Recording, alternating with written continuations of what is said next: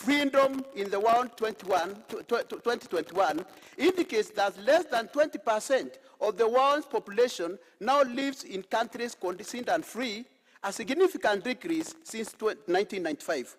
The rise of the right-wing movement, which often challenge democratic norms, has been documented as contributing factor to this decline.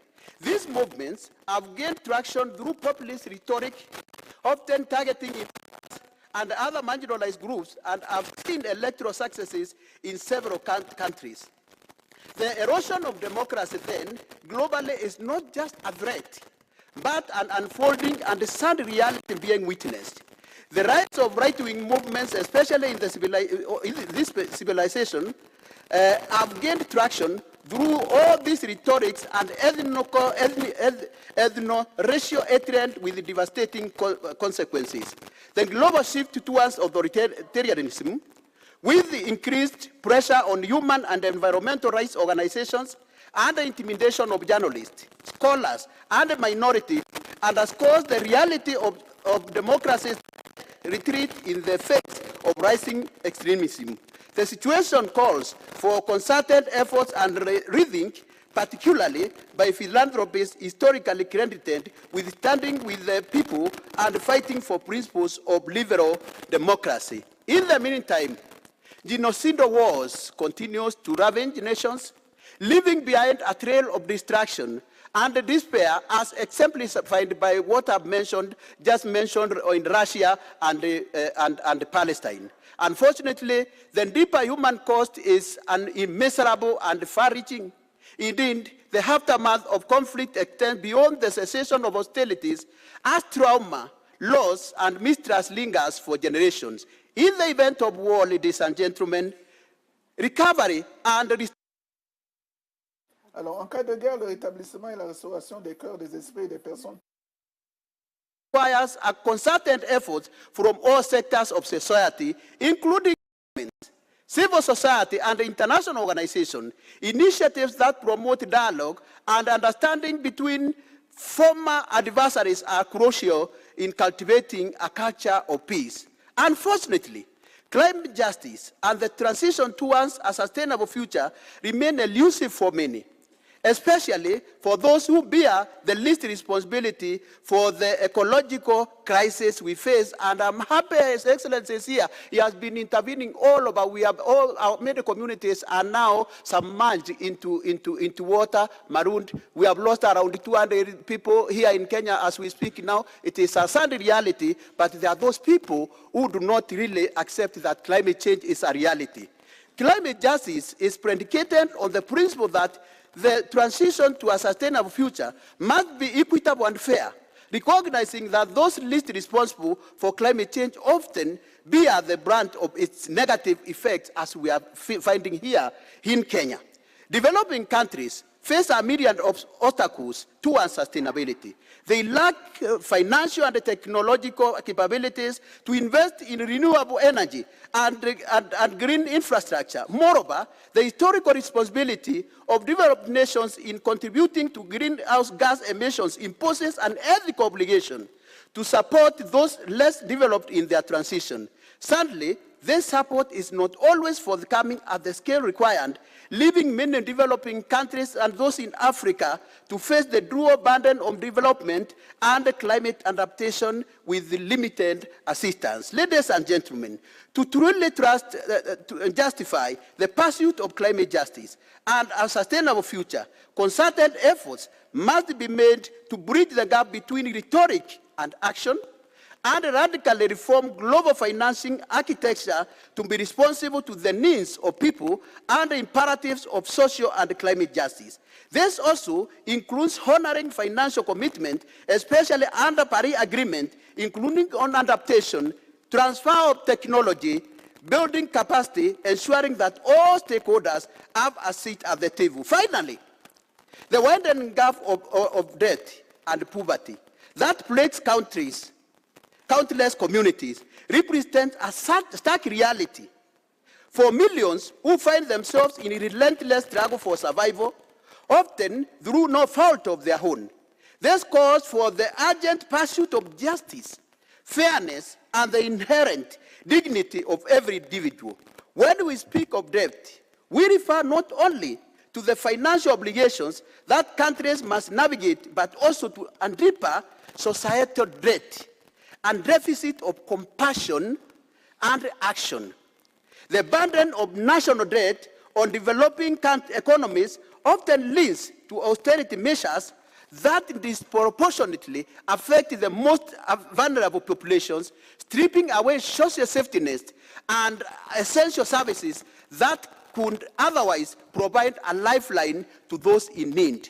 Poverty, on the other hand, deprives individuals of not only financial security, but also opportunities and choices. It is a barrier to education, health, participate fully in the society. This is a stark reminder that our economic systems and policies often prioritize efficiency and the growth of the well-being of all members of society.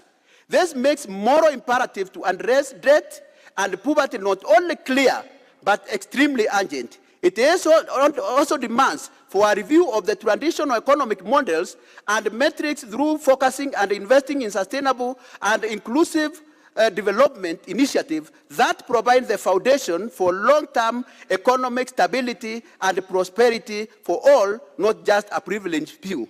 This entails ensuring equal access to quality education, health care, fair employment, and empowering communities to have a voice in the decisions that affect their lives. Finally, ladies and gentlemen, this conference represents a unique opportunity to galvanize and renew our commitment to create a just and sustainable world.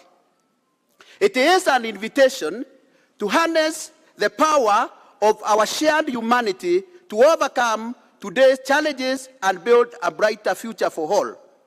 During the pre-conference held on the 8th, mainly attended by African civil society, a number of concerns were raised, which I don't wish to repeat because for the interest of time, but they are very fundamental for us to really follow. While the challenges are daunting, they are not insurmountable. That's the good news. With concerted effort, strategic action, and a unified voice on the civil society, the youth, indigenous people, governments, UN agencies, and all, we can address these issues and work towards a world that reflects our highest ideals and aspirations. Thank you, Excellency. Thank you, ladies and gentlemen.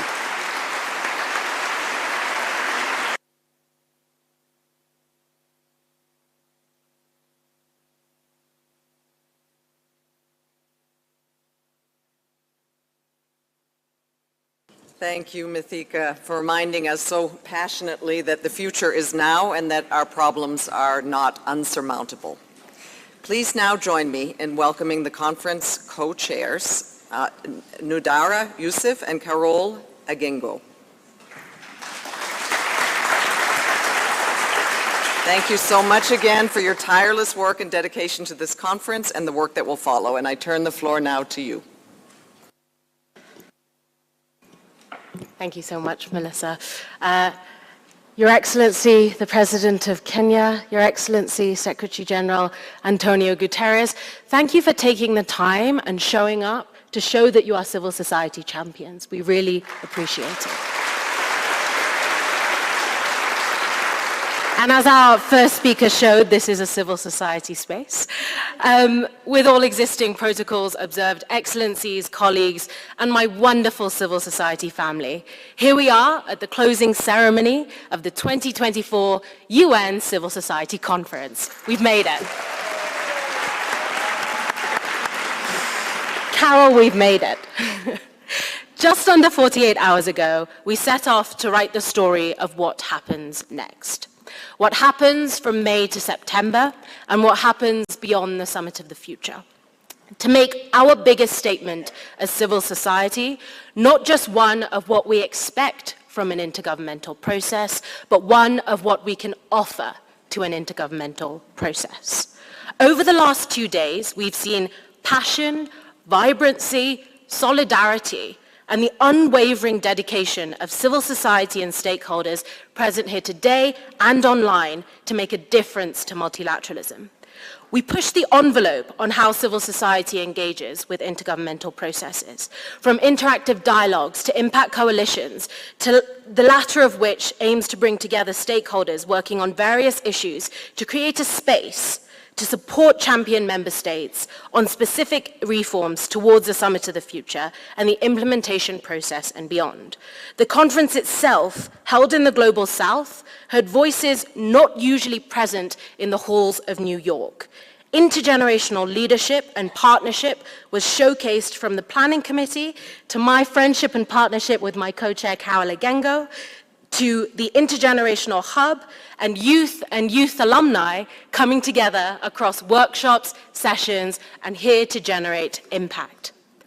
This was an experiment, ladies, gentlemen, and others.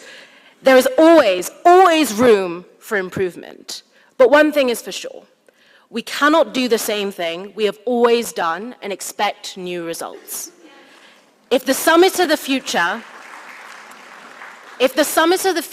expects member states to be ambitious, to think differently about the way that they work, we as civil society, who these member states often represent, must be willing to do the same. So what have we done, and what story have we created of what happens next? The outcomes of the 38 on-site workshops, as well as those that are online, off-site, the civil society recommendations presented, the questions and insights from interactive dialogues, and the work plans of impact coalitions will be presented in an Impact for the Future outcome package on the 30th of May in New York, in hybrid format globally. We will ensure this process is built on and shared from Nairobi to New York and beyond as one of the many ways that civil society will support the Summit of the Future, and we hope you will join us on this journey. In addition to the UN press releases that have summarized each day of the conference, which have been available on the conference website, on Monday, you will find a note from Carol and me on some of our key personal takeaways on the conference website, alluding to what is to come in the Impact for the Future package from those who engaged in this process after we've had a little nap. We also express our thanks to the 4 major networks that were involved in the planning process of this conference. The major groups, which Carol also represents here, the Coalition for the UN We Need, which I'm proud to be a part of, the Global NGO Executive Committee, and Congo. Thank you to the Department of Global Communications and our incredible Secretariat colleagues for convening this space for civil society to lead, the UN Nairobi office, UNIS, the incredible technical teams and interpreters, security, protocol, and those who are hosting us here in Nairobi and enabled the smooth running of this conference.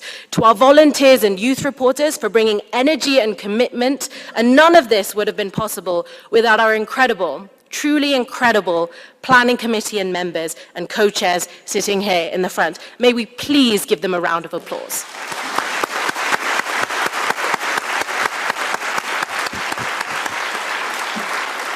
And to all of you, civil society, member states, other stakeholders who are present with us here in Nairobi, thank you for showing up. I firmly believe here, over the last 48 hours, we invited stakeholders into our space and showcased the substance and expertise we bring into a discussion across activists, think tankers, scholars, grassroots champions across civil society. In Tamil, we say, Varapuera, which means when the foundations of our grassroots rise, we all rise. Today, we the peoples have risen, and may the Summit of the Future also rise. Thank you.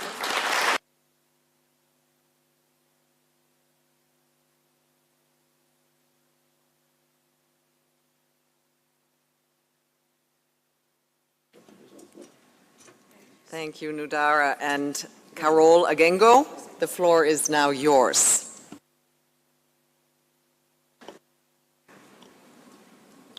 Your Excellency, the President of the Republic of Kenya, Dr. William Samoei Ruto, Your Excellency, the Secretary General of the United Nations, Antonio Guterres, members of the government of Kenya and the various governments represented here, members of UN agencies, members of the civil society, ladies and gentlemen, my fellow activists.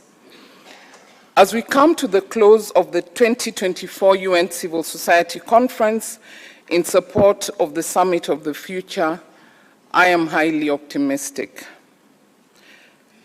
I am optimistic for many reasons, and I'll tell you in a bit.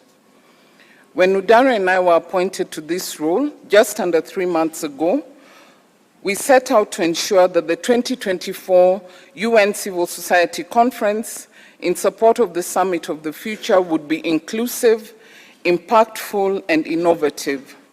We were deeply conscious that the conference would not even begin to scratch the surface of the broad diversity that defines civil society around the world, because this is a global conference. We have reflected these three ideals in the preparations, in the registrations, and the delivery of this conference. We have, over the 2 days, reiterated our expectation of an ambitious and accountable pact for the future, one that truly reflects the needs and aspirations of the people around the world, and where the role of civil society is recognized and upheld. Our appointment remains a reflection of intergenerational solidarity, and you can see that right here. It is also a testament of the immense possibilities that sit in the global South. As a proud Kenyan woman representing Africa as part of the global South, I want to say again, like I said at the beginning of this conference, that we are standing on what the French call the berceau of riches, where we have resilience, we have wealth, we have the youth, we have the future right in front of us. And from the time we started this conversation yesterday, we have engaged in robust discussions, not always agreeing on issues, and indeed we are wont to. We have forged new partnerships and laid the basis for increased engagement towards a more inclusive, sustainable, and safe future for all. But I want to pivot a little and quote this, quote, "In our thousands, in our millions, we are all Palestinians."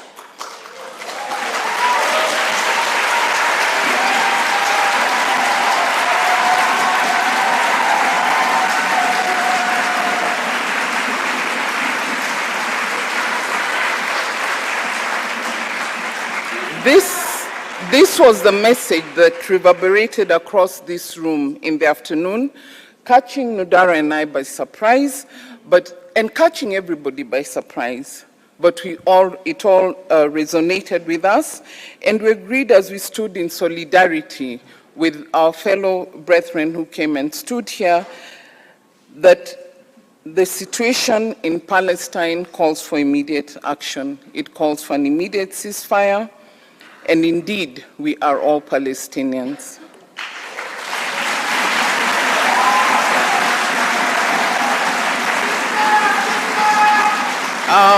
No, that is not.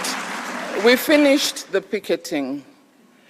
The great diversity of civil society actors and interests around the globe makes it impossible to build consensus over 2 days of this conference and across the depth of issues. There is, however, great opportunity in the post-conference period for civil society to further develop the ideas emerging from this conference in the lead-up to the Summit of the Future in September. As part of the conference, in the official pre-conference, Your Excellency, Kenyan civil society held a mobilization day that Mithika alluded to, and we discussed the Pact for the Future, the Declaration on Future Generations, and the Global Digital Compact.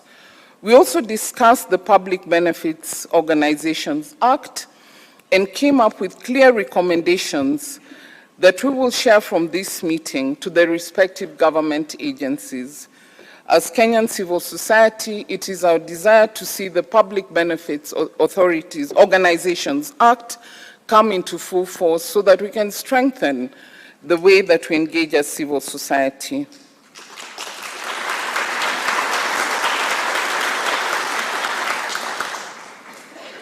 As we look to the future, our work is far from over. We must remain committed to raising the ambition and accountability of the Pact for the Future, informing its negotiations with inclusive perspectives, and ensuring that the commitments made by governments are followed through. In typical CSO fashion, we cannot move away from picketing. We must, however, also use our picketing power to strengthen our collaboration and constructively engage as we picket. For picketing's sake is not meaningful picketing. I'll repeat, picketing for picketing's sake is not meaningful picketing.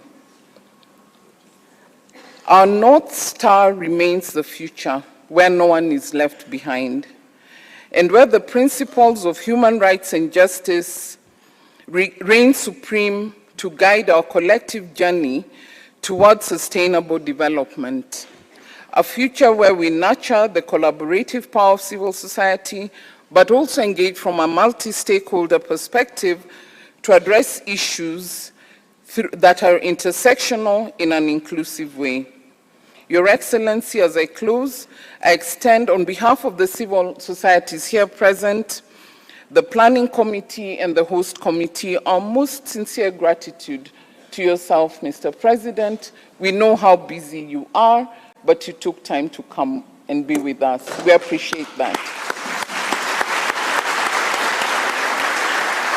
We also appreciate our gratitude to the Secretary General, Your Excellency Antonio Guterres, for flying many miles to come and be with us. We appreciate you and the importance that you put on civil society. I want to say thank you to the UN agencies that have worked with us and to recognize our co-chair who is seated across from us today, Mr. Maha Nassar from the Department of Global Communications. Thank you. And to appreciate UNON and all the people within this compound, starting with who I learned yesterday is the landlady, the USG Director General of UNON, Hawa Bangura. Thank you very much. I'd like to appreciate the resident coordinator, Mr. Stephen Jackson, who's become our partner in crime in many ways. Thank you. But as I close, I want to reserve a very, very special thank you to a group of people. I won't name them all. I will name two because of who they represent.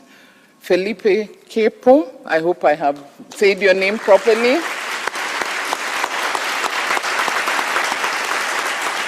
He's Mr. Fix-It. He has fixed all the problems that have got us, all the problems so that we can get here and be here today. I also want to thank, last but not least, Sandra Macharia. Please stand up.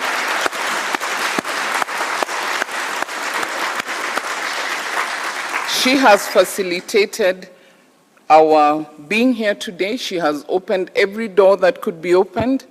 She has held our hand, she has critiqued us, supported us, and we're here because of the team that she leads who have been with us along the way. As I move away from the UN, I want to thank the government officials who have also facilitated being part of the host committee. Thank you to the PS, who was a civil society activist in his days, Dr. Singoy Korir. He comes from civil society, we own him. And we also want to thank Dr. Jackie Yonga, who has been part of the host committee and has availed to us people who have made this possible. And finally, to the civil society actors who are here.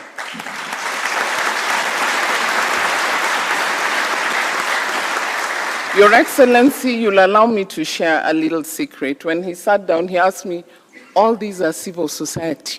No wonder we're in trouble. Let us keep the trouble up and let us keep doing what we do. Thank you all very much.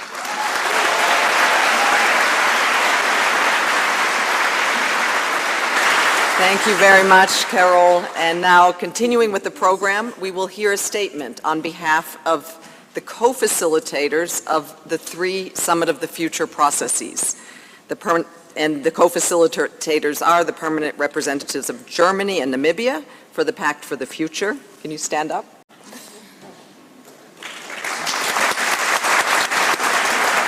The permanent representatives of Jamaica and the Netherlands for the Annexed Declaration of Future Generations,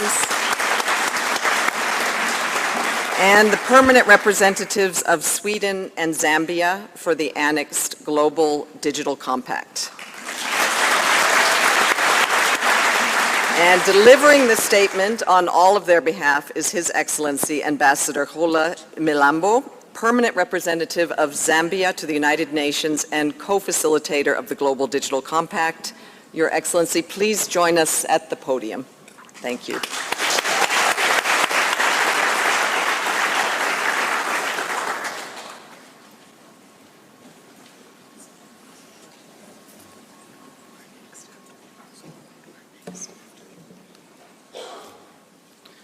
Your Excellency, President William Ruto, President of the Republic of Kenya, Your Excellency Antonio Guterres, United Nations Secretary General, Excellencies, Masters of Ceremonies, USG Melissa Fleming, co-chairs of the conference, distinguished participants, ladies and gentlemen. I'm honored to speak on behalf of all the co-facilitators there for the Summit of the Future process. But first of all, we'd like to express our sincere gratitude to all the organizers, to the Kenyan government for all their hospitality during this lovely conference. On a more personal level, I'm so pleased to be here because in the program, my name has been spelled as Ochola, which is a Kenyan name. So I'm very glad to be here. I'll come for your passport, Mr. President. I'd like to just express on behalf of all of us, the co-facilitators, condolences to the people of Kenya for the hundreds of lives that have been lost in the recent floods. At this time of mourning, we express our solidarity with you and the families and pray for a speedy recovery and comfort. Excellencies, this conference has been a very important moment for all of us as co-facilitators. We've had an opportunity to engage with many people, to engage with you on a multilateral level, on a group level, and individual level. And we have heard your voices, ideas, and messages. We have felt your passion. We have heard the messages to turn the words into actions. We have received a comprehensive view of what civil society's perspectives are about the Pact of the Future, the Declaration on Future Generations, and the Global Digital Compact. We are particularly pleased that we have heard a variety of voices, a very rich variety of voices, including the youth, women, people living with disabilities, as well as the many, many underrepresented groups from various regions across the world. Just yesterday, we heard a very powerful message from a 15-year-old girl from Nigeria who spoke with great wisdom. She reminded us that to adapt intergenerational equity into the Declaration of the Future. We also heard from Queen Mother, who reminded us that for all the work we do on digital matters, at the end of the day, it's about impact on humanity and acceleration of the SDGs. We heard from many of you expressed in many of your own ways, in many words, that the world is changing and changing fast, and that there's need for the Pact of the Future that will reaffirm the principles of sound multilateral systems, but also to have one that is fit for purpose, to fit the world that we see today and to fit the world that is coming ahead of us. Ladies and gentlemen, at this point in time, I would like to express our great gratitude to the various persons. First and foremost, we express our great gratitude to yourselves, the participants, for the very active engagement and constructive discussions that we've had. We'd like to really take this spirit of multi-stakeholderism into the various processes. Many of us have confirmed and reaffirmed our openness to hearing you, and we take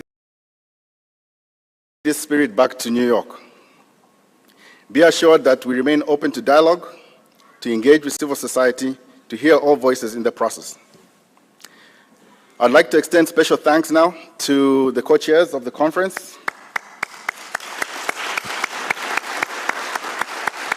Nodura Yusuf and Carol Agengo, my sister, Agengo.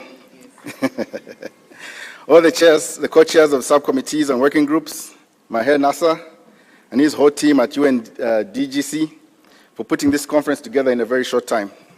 All the volunteers out there who provided support across this vast campus. We'd also like to recognize UNON, our landlady, Director General Zainab Bangura. Thank you very much. Ladies and gentlemen, Excellencies, really, as we all go back to our various corners, let it be remembered that there's a common thread that runs across all three processes. We have to rebuild trust in the promise and power of multilateralism. Let us all be successful in this quest because it will change lives. It matters for the future. It matters for the unborn children. Let us make this happen, ladies and gentlemen. Thank you very much.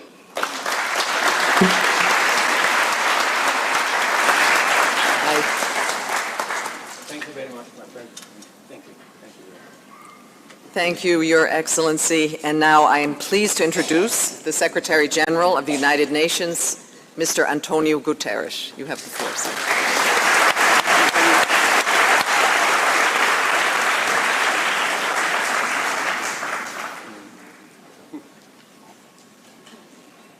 My dear friend, President William Ruto of the Republic of Kenya, Excellencies, dear friends, allow me to begin by extending my deepest condolences to all those affected by the devastating floods that have swept through Kenya and neighboring countries.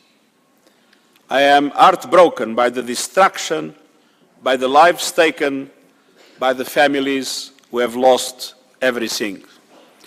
I know that there are also many Brazilians in this room. I want to express to them also my deep solidarity. We honor all victims today on this public holiday, the National Tree Growing Day. And we recognize that together we can tackle the challenges ahead and prevent damage in the future. Determination to take that chance is what brings us together today. Dear friends, it is a pleasure to join you to close this civil society conference. And I thank the government and people of Kenya for hosting us all so graciously, and the co-chairs and organizing committees for all their work. I'm delighted by the diversity of the delegations here with us. You represent the breadth of civil society from international organizations to local groups. More than half the representatives here are women, and young people have turned out in force. I thank every one of you for your work over the past 2 days and beyond. Time and again, I have witnessed the enormous impact of civil society in every corner of the world. I see you easing suffering, pushing for peace and justice, mobilizing for change. I see you feeding the hungry, standing up for truth, advancing gender equality, and propelling sustainable development. Many of you work at great personal risk. Climate activists are being criminalized and persecuted. Human rights defenders are threatened and humanitarians killed. I salute you, I thank you, and I ask you to keep working with us to build a better world. Today, we are entangled in crisis. Sustainable development is under threat. Conflicts are erupting with alarming frequency and horrifying results. Inequality and poverty are tearing societies apart. Many developing countries are being suffocated by debt and the cost of living crisis. Climate chaos is knocking communities off their feet, with the poorest suffering the most. And new technologies, particularly artificial intelligence, are creating new threats while fueling old bigotries and divisions. These terrible trends are playing out brutally here in Africa, where conflicts rage, extreme weather turbocharged by the climate crisis is tearing through communities with appalling consequences. The deadly floods here in Kenya are a prime example, and millions of people are on the far end of the digital divide. Dear friends, this crisis demands international solutions, but the international system is not up to the task. The United Nations Security Council is paralyzed by geopolitical divides, incapable of acting together on clear violations of international law. The international financial system is outdated, dysfunctional, and unjust. Debt relief mechanisms are totally inadequate, leaving countries marooned in the sea of exorbitant interest payments and debt service costs. Many international institutions mirror the world in which they were founded almost 80 years ago. Developing countries are underrepresented and underserved, and civil society is often marginalized.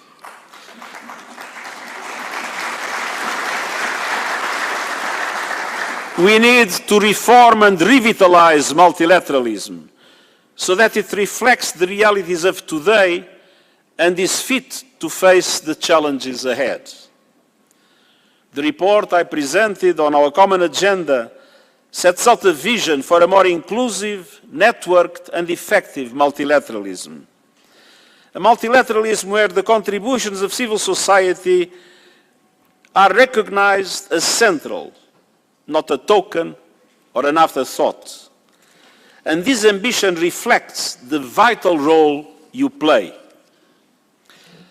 I have long admired a brilliant German philosopher, Jürgen Habermas, probably the one that has had more influence in my political philosophical thinking when I was young.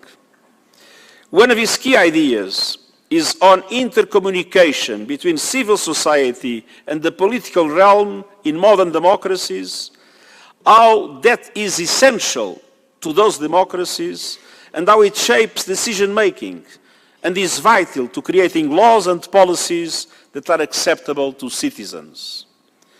In other words, at the national level, civil society is an essential bridge between people and their representatives, part of the glue that holds democracies together. And what is true for national politics must be true for global politics. And so I believe it is crucial to establish dialogue between political decision makers and civil society within all our international institutions. And this is key to rebuilding trust and restoring legitimacy, and to ensuring international decisions are shaped by the concerns, the values, and the experiences of people across the globe. Dear friends, the Summit of the Future is a key moment to drive forward our vision for a renewed multilateralism. On the road to the summit, we are striving to fully engage civil society. And the summit itself aims to push progress on key issues and strengthen and update multilateralism so that we can manage both the risks and opportunities ahead for the good of all humanity. Turbocharging the implementation of the Sustainable Development Goals, unlocking finance for climate action and development, and driving progress towards deep reform of the international financial architecture so that it corresponds to the realities of today's economy and so that it can provide an effective safety net for developing countries in moments as difficult as the present one.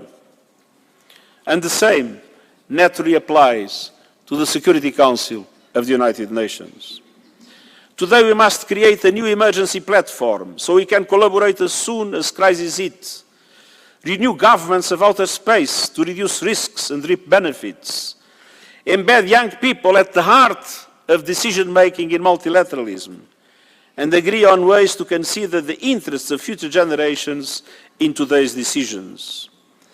We must close digital divides and move towards new governance structures for new technologies, harnessing artificial intelligence as a force for good for all humanity, not just for the rich. And we must revitalize our collective approach to peace and security with a new agenda for peace. That means prioritizing prevention and changing our approach. Recognizing that conflicts do not spring from nowhere, and embracing an expansive model, one that encompasses human rights, gender, sustainable development, and the links between climate and security. That is the true prevention, not just simply talking to some politicians to see if they don't start a war. Priorities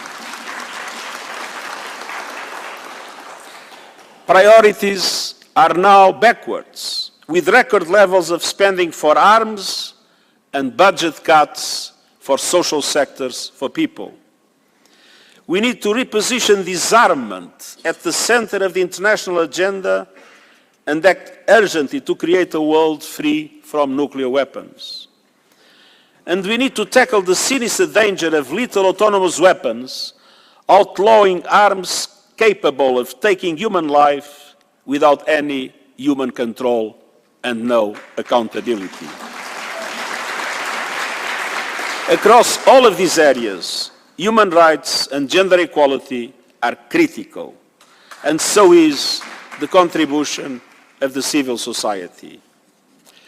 Dear friends, when we see the heartbreaking record number of civilians killed in Gaza, with our appeals for an immediate humanitarian ceasefire, the release of all hostages and unimpeded humanitarian access falling on deaf ears. When we see a civil war ravaging Sudan with two leaders that do not seem to care about the tremendous suffering of their own people. When we see conflict unabated in the Sahel, the Great Lakes and the Horn of Africa, we understand that something is fundamentally wrong in the present world order, as if the Charter of the United Nations, international law, international humanitarian law, human rights, and basic human decency no longer matter.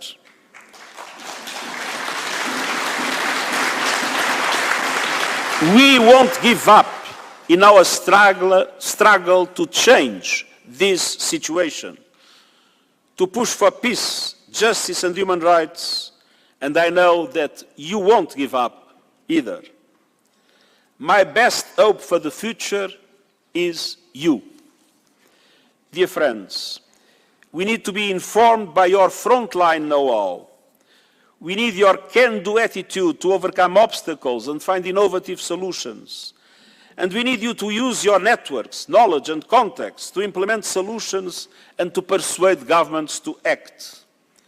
Your contributions have been indispensable, and I thank you. And your new impact coalitions promise a new era of engagement. These models of collaboration span ages, regions, and sectors, and focus civil society's energy and expertise for maximum impact on the challenges we face. I invite you to bring this spirit to the action days we are holding as the Summit of the Future will begin. And I ask you to engage your national governments, using your channels and networks to demand ambitious commitments at the summit, not business as usual. Dear friends, the Summit of the Future is a chance to push progress on the issues that matter to you and to us. A chance that cannot be missed. Our fight is one fight, creating a better world and a brighter future for all. Together, let's seize this chance and make the Summit of the Future really count. Thank you.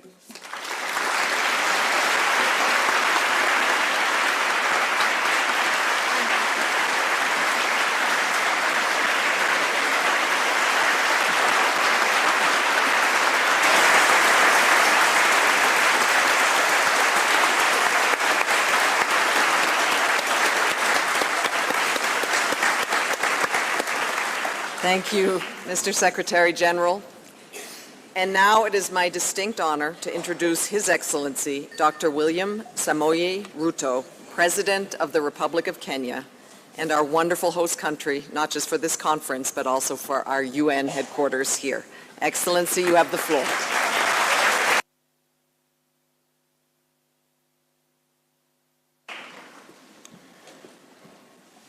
Thank you very much. Let me first ask my good friend, Your Excellency Antonio Guterres, the Secretary General of the United Nations. I know you told me not to use the word His Excellency, but I have to, on this occasion only. Your Excellency, Madam Zainab Bangura, Director General of the United Nations Office in Nairobi and the landlord, distinguished guests, ladies and gentlemen, it is true that I asked Caro when I walked in, and normally I'm used to small groups of civil society. But today, this is phenomenal. And congratulations that we have a diverse body of civil society from all continents in Nairobi. On behalf of the government and people of Kenya, welcome.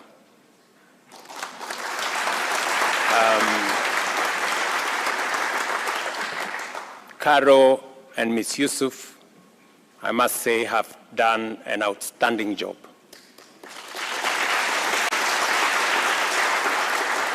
I must also commend my friend Mithika. Mithika is Kenyan, but I'm not responsible for his short speech.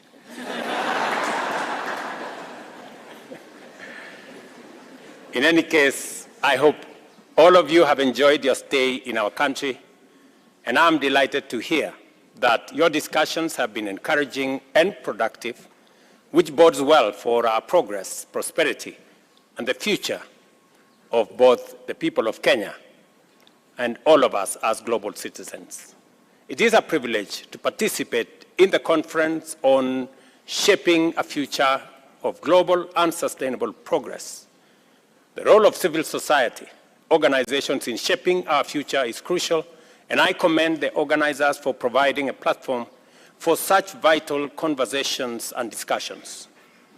Embracing democratic values such as inclusivity, accountability, and transparency is essential for any meaningful progress.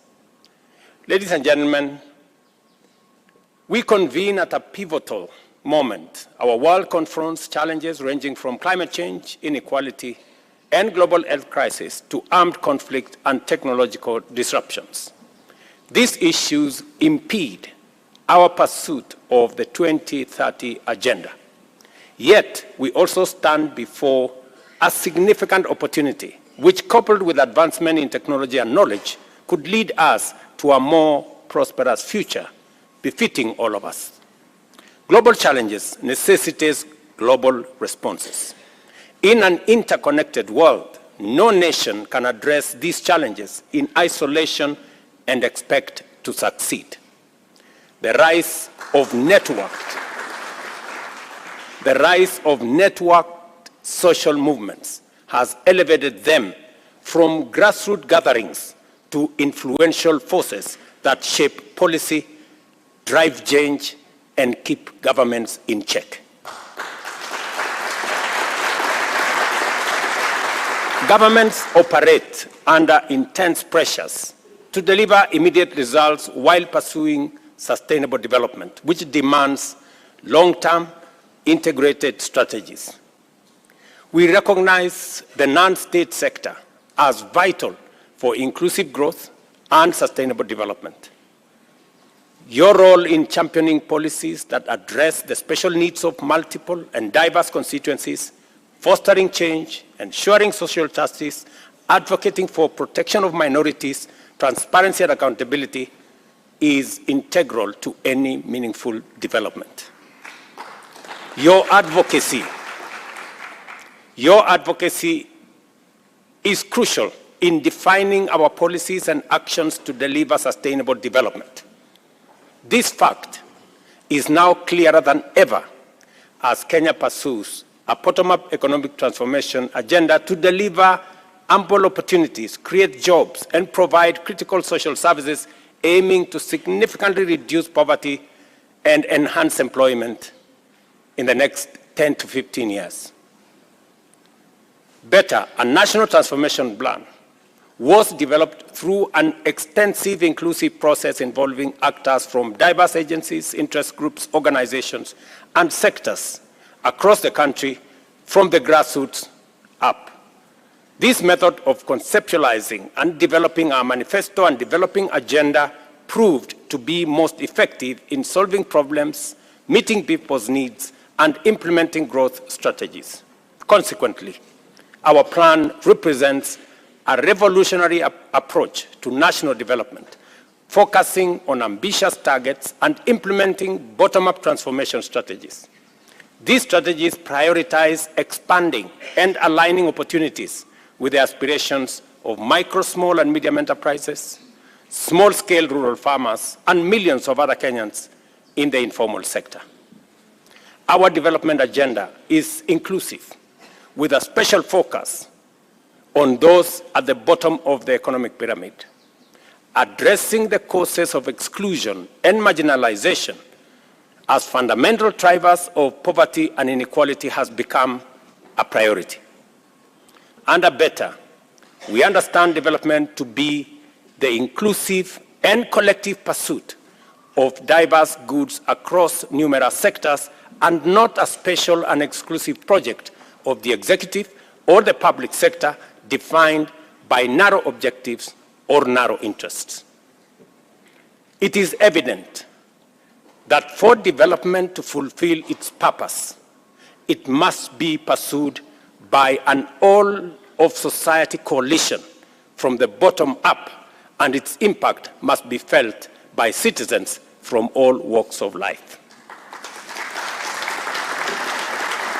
I want to repeat this because it's important.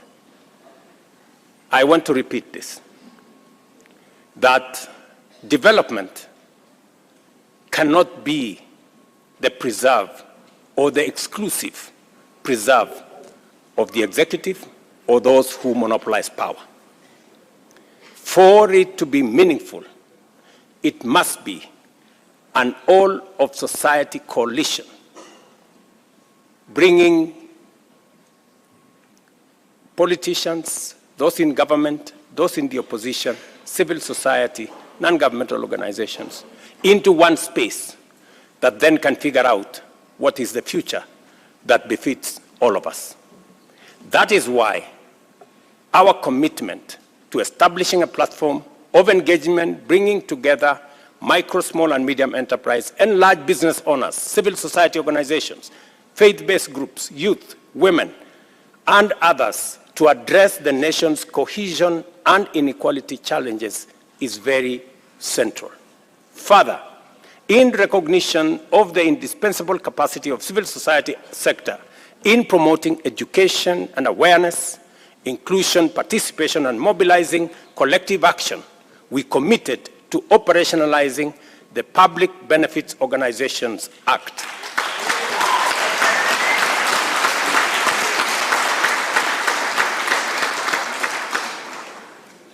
I made that commitment, and maybe civil society have been wondering what's happening.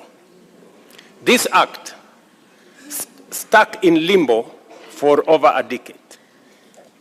Yet it aims to expand the space for government and non-governmental organization partnership and collaboration. I am proud to announce to you that we have every intention of living up to our commitment. That is why yesterday, I know when I was sitting here with Caro, she was trying to persuade me. She didn't know that it is not necessary to wink to a man who is already coming for your date.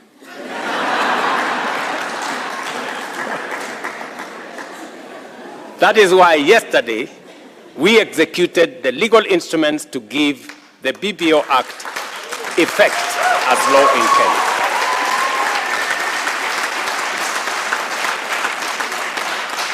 Let me say this, that there's been a debate in Kenya as to what do we do with our public benefit organizations in Kenya, otherwise called non-governmental organizations. And there's been a robust and big debate as to what parameters do we apply. I see and I am persuaded that civil society has a real chance of making a contribution to making our country better. We may not necessarily agree, but that is the beauty of having diverse opinions. We end up with a better result if we harness all the viewpoints and finally come to a conclusion when we have considered all our diverse ideas, suggestions, and recommendations. The new BPO Act that was enacted almost 15 years ago, but we operationalized it yesterday. So, Caro, what you asked me to do, I already did.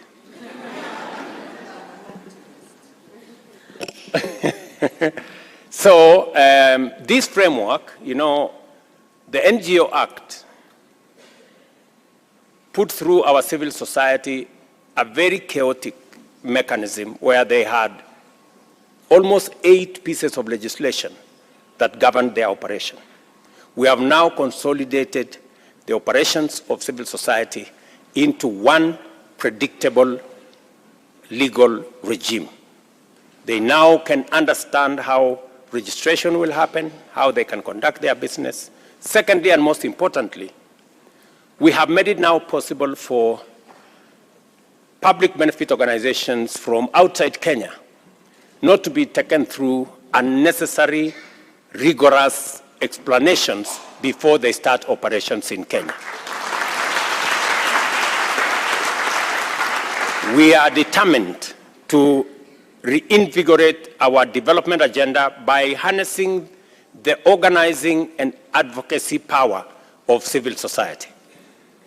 Looking ahead to 2030, it is evident that significant work lies ahead, and simultaneously, the strategic landscape in which we must effect transformation is growing increasingly complex with emerging challenges and escalating crises.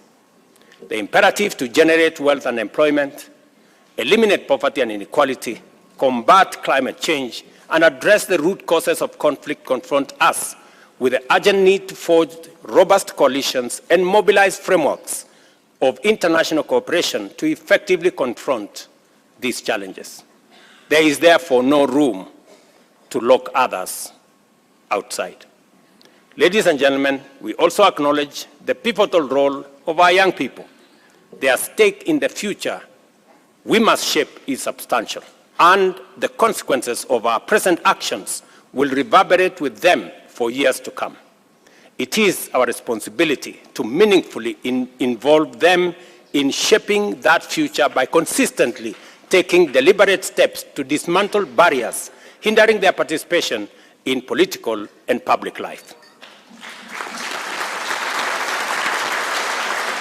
As we conclude this conference, I urge all participants to deeply reflect on how we can translate the outcomes of our discussions into transformative and actionable results. We envision development aligned with the spirit and vision of this summit, emphasizing inclusive and impactful agenda that amplify the voices and agency of women and youth, empowering them to take initiatives that make a difference for the present and for the future. Kenya remains steadfast in its commitment to a strong partnership with an empowered civil society to advance our pursuit of sustainable, just, and inclusive future. Thank you very much, and welcome to Kenya. Asante sana.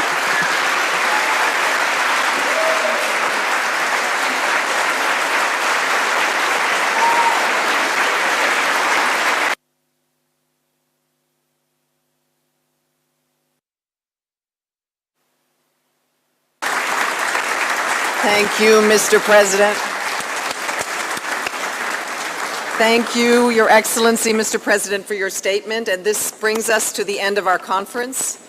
I am sure that the 2024 United Nations Civil Society Conference in support of the Summit of the Future will be considered historic.